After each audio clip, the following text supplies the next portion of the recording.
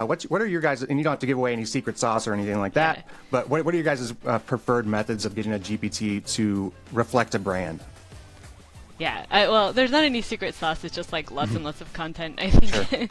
Sure. So we have a lot of past content to train the models on. Generally, like we work with brands over years and we get to know them really well. And we're creating large amounts of content across all the languages. So we have a lot of information to train the model on. But then we also, like obviously like create prompts that, and I think that. Well, I should say that the AI-focused employee is the one who's like creating the custom GPTs.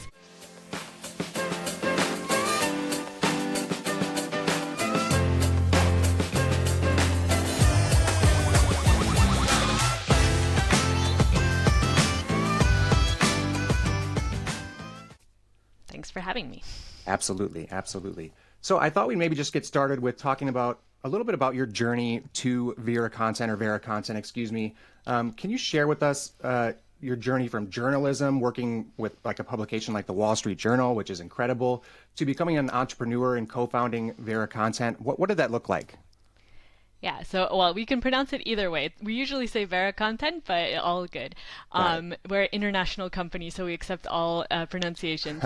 But my background is a print journalist. As you mentioned, I worked in newspapers, and I think that gave me a really unique perspective because I think what my biggest takeaway from my years as a journalist is like the editorial process, and that's something like for creating quality content, and that's something that I've really like brought with me to Vera Content.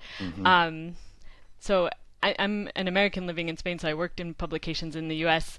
Actually, my longest time was at a newspaper called The Plain Dealer in Cleveland. But then later I worked as a correspondent, and I worked with the Wall Street Journal from Spain after I did an MBA here and stuff. And then I ended up moving into corporate communication and marketing. And I kind of saw that every company needed to create content as if they were a publication, but they were kind of lacking the processes to do it well. I had experience working with a lot of agencies when I was doing corporate comms and marketing. So I kind of thought, I could do it better, and that's why I decided to start my agency, which has been going now for like 9 years. So Amazing. Congratulations. I'm particularly interested in how storytelling and how your background in journalism also helps you craft content that resonates across multiple cultures and languages. What are the particular challenges or unique challenges about publishing content globally like that? Yeah, well, so my journalism background, I mean, like I said, I'm from the US and I had only ever written in English, but then it was after moving to Europe and seeing like, I mean, obviously in Europe you have such diverse markets and anything you do, like most companies who operate here have to do things in multiple languages. So by working in communication and marketing, I ended up working in translation because it just goes hand in hand when you're working across different markets, and that's kind of how I got into it. In terms of like storytelling from journalism, like I think like journalistic writing is very practical style of writing. So it really helped me learn how to like organize information and prioritize it, how to be super concise and clear, and how to be efficient in producing it. And that's, I think, something I've carried over. And then I think when it comes to like resonating with different audiences, I mean, I guess that is also something that I've learned from journalism is like, you have to like think about who you're writing for, and like provide them like, I don't know, put yourself in their shoes and like craft like content that resonates with them. So definitely that's something that's carried over into the multilingual content creation. Of course, that, like I was saying, is kind of was, I mean, 10 years ago was a new territory for me.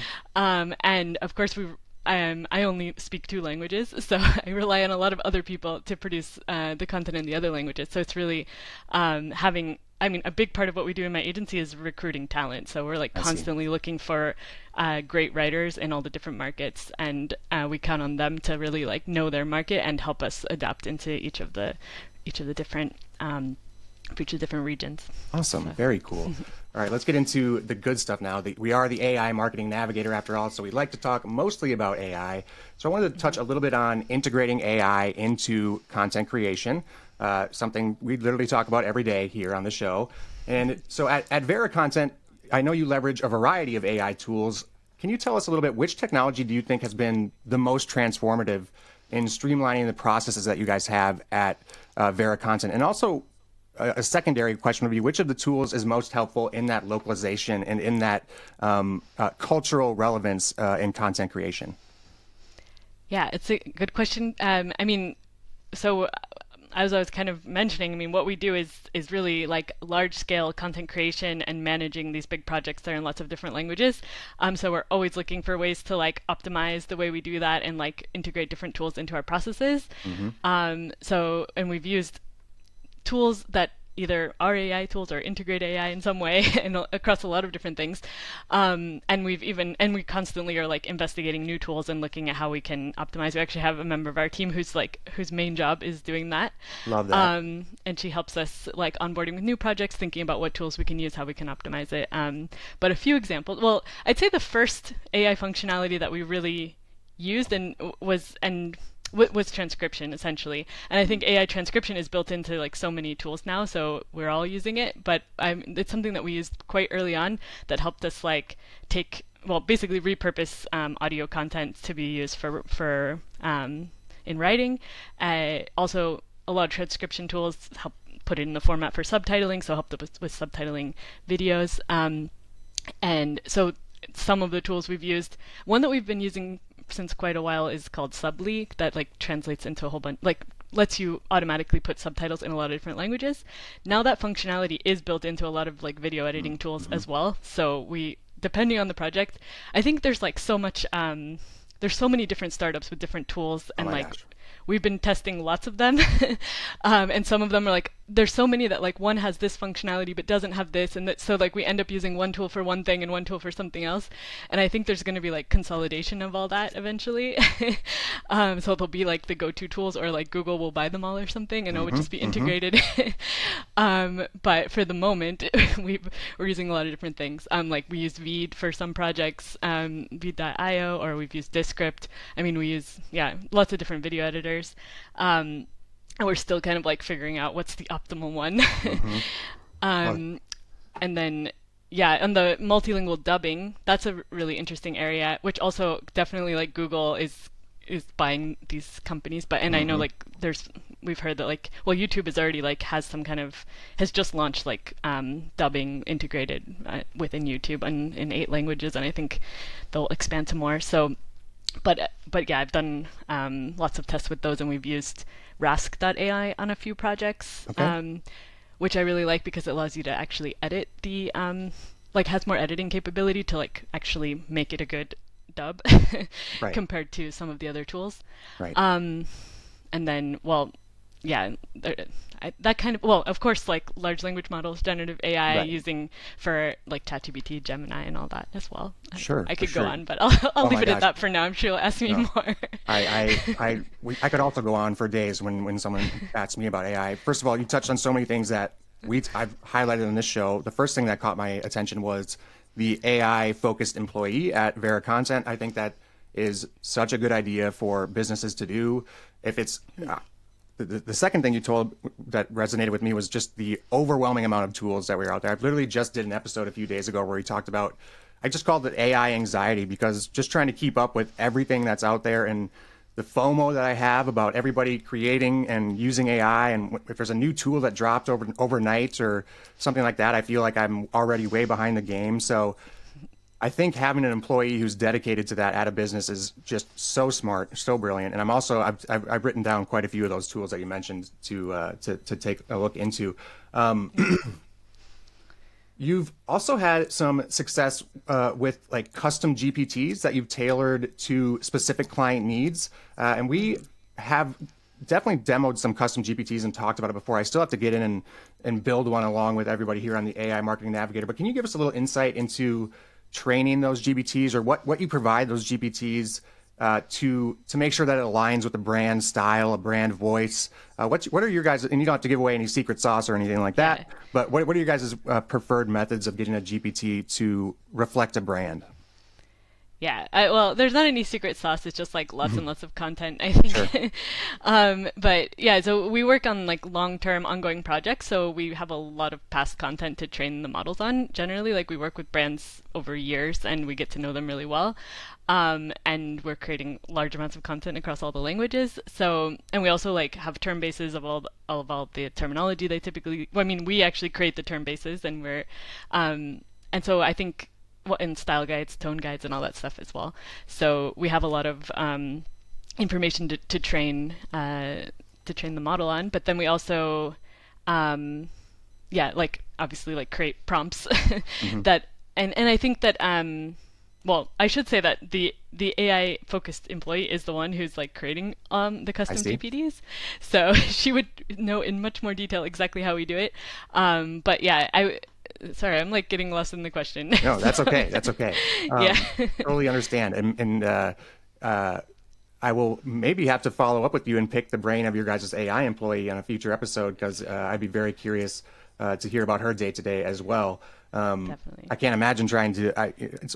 My job would be easy compared to that. I only have to find the tool and talk about it for a day. She actually had to implement it and explain why it's useful to everybody there at the Yeah. company. I mean, I guess I could say like examples of when custom GPTs have been really useful is when Hmm. it's like we have just a certain type of content that's repetitive, and it's like Hmm. I think that of course like humans are involved throughout the process, but the AI basically allows us to be a lot faster in putting things into the correct format. So Hmm.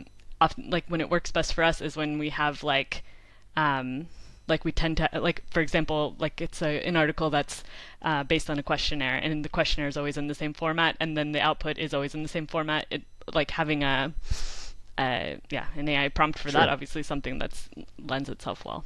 And again, not to get too deep into the weeds on your guys' GPT practice, are you guys still using custom GPTs, or have you found, a different tool that maybe can apply the brand voice itself, or are you still kind of doing that in-house as far as applying a brand voice when you're working with a client?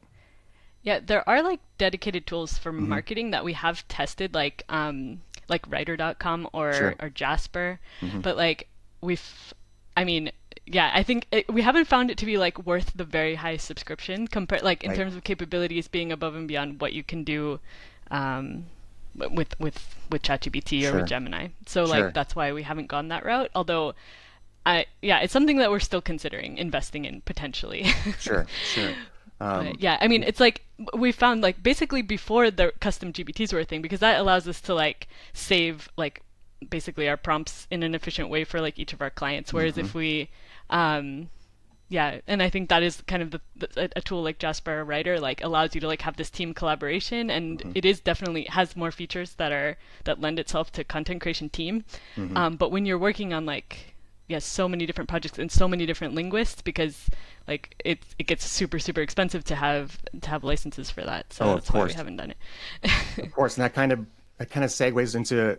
I finally remembered what when you mentioned we were talking about all these AI tools and everything like that, and the idea that someday it's all just going to be consolidated into, I mean, whether it's Google, whether it's Gemini, whether it's ChatGPT, whether it's, I probably think it's going to be one of those two myself, but ChatGPT is going to be able to do what writer.com does and jasper.com does, and so it's just this fascinating, very fluid landscape that we live in. And I honestly sometimes I do envy, but I don't envy a startup who, tomorrow their entire business could literally go under because ChatGPT releases another feature and Yeah. it Although some of them are based on like the GPT like mhm. API. So like Right. they but so really the value they're adding is like the software interface, Hmm. not so that's why but I also find it like hard to justify paying for that like unless the software does something incredible. Exactly. Ultimately you're using the same large language model and it's not,